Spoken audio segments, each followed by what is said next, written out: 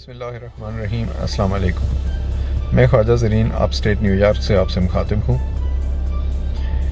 United Jammu Kashmir forum کے زیر اہتمام 20 ستمبر بروز ہفتہ دن 2 بجے اقوام متحدہ کے ہیڈ آفس کے سامنے ایک احتجاجی مظاہرہ کیا جا رہا ہے۔ اس احتجاجی مظاہرے کا مقصد انٹرنیشنل کمیونٹی کی توجہ مسئلہ کشمیر کی طرف مبذول کرانا اور یہ مطالبہ کرنا کہ ریاست جموں کشمیر کے تمام حصوں سے غیر ملکی افواج کا انخلاء کیا جائے اور ریاست جموں کشمیر کے تمام منقسم حصوں کو یکجا کر کے ایک آزاد اور خود مختار ریاست کا قیام عمل میں لایا جائے۔